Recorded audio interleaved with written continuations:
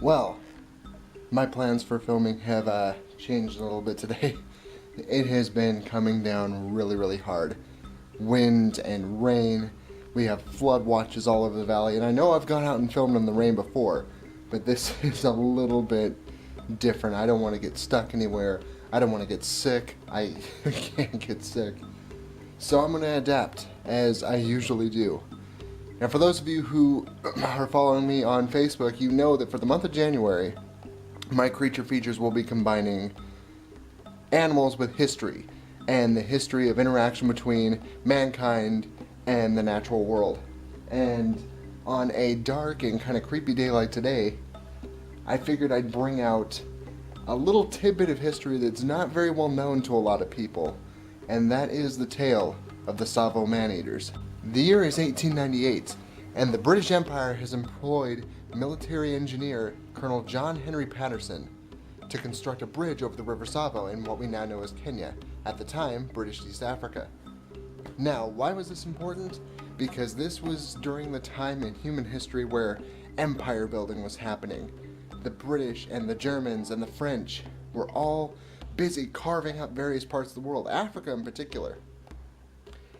And Patterson was tasked with building this bridge in 5 months. He said he could do it in 3. Well, progress on the bridge is going along smoothly until workers started being snatched from their tents at night or taken away while they were out walking around the camps at night. The culprits turned out to be 2 male lions, which would later become known as the Tsavo man-eaters. The Tsavo man-eaters started taking workers and devouring them, and it struck fear into the hearts of all of the workers working on this bridge. Some fled, refusing to come back, so Colonel Patterson took it upon himself to hunt down and destroy these lions. He wanted to protect his workers so that they could get the bridge and thus save his reputation and his career. Patterson had been somewhat of a hunter in his day and was reportedly a very successful tiger hunter over in India. So he thought that a couple of nights going out and hunting in the bush would basically rid him of his lion problem. Oh boy, was he wrong. The hunting lasted from March of 1898, when the first attack started, until December 29th of 1898, in which time, depending on whose reports you look at, whether or not it's Colonel Patterson's, who claimed that 135 men were killed over that span of time, or a more scientific and realistic estimate at about 35 people were killed. Either way, that is behavior that is rarely seen in lions, or any other big cat for that matter. And it was really scary because these lions got really bold and were starting to attack workers during the daytime. Ugh. Now, I had mentioned that Colonel Patterson had been stalking these lions starting in March of 1898. He did not bring down the first lion until December 9th of that same year. So for, 9 months, these lions eluded capture and were just allowed to kill at their leisure. And it was really a tricky situation. He tried hunting from a makeshift scaffolding similar to a tree stand that deer hunters use, to traditional stalking. He even set traps and snares for the lions, all of which ended in this bloody month of December that Colonel Patterson was able to kill both lions. The first lion was taken down with 2 shots. One that hit the back leg and crippled the lion, allowing Colonel Patterson to take it down the next night. The second lion proved to be a little bit more of a challenge, as reportedly 9 shots were needed to bring the beast down.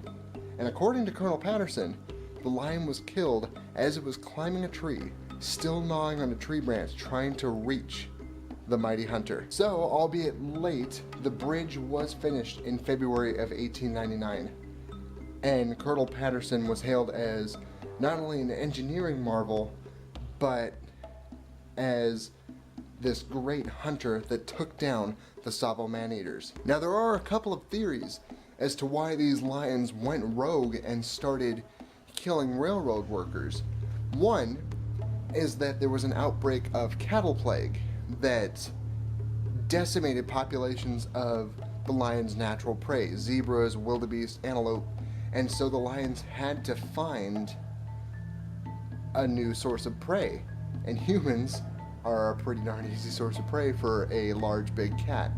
When I say large, the first Tsavo lion killed measured 9 feet 8 inches from nose tip to tail. That's a big cat.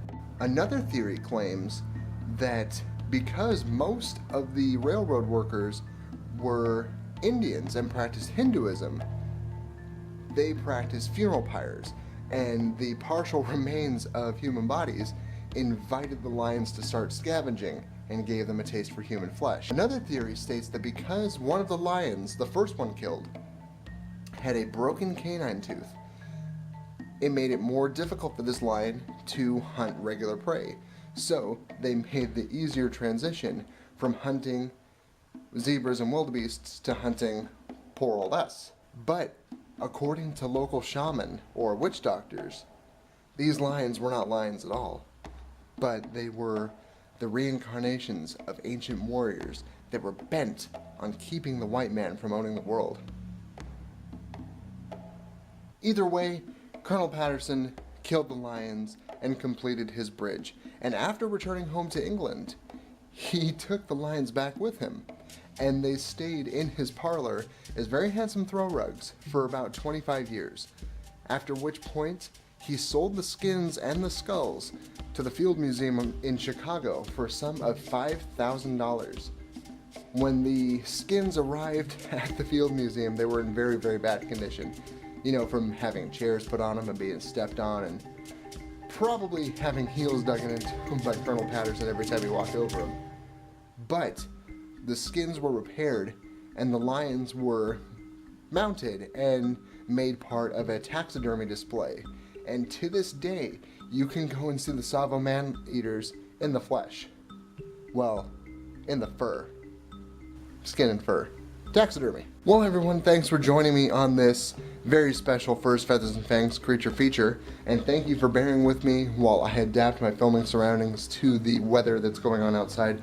Like I said, very, very nasty. If you like this channel, be sure and subscribe for new creature features and wild excursion videos.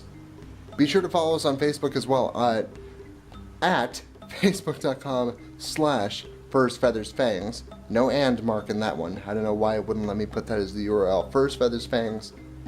Facebook.com/Furs, Feathers, Fangs. There we go. As always, thanks for joining me. This has been Zach. Have a wild day, everyone. Like Furs, Feathers, and Fangs? Want to see more videos from this channel? Be sure to check out the links here for my creature feature and wild excursion playlists. Be sure to follow us on Facebook at facebook.com/Furs, Feathers, and Fangs. And be sure to subscribe for new videos uploaded every week. Well, every week-ish, time permitting. Have a wild day, everyone.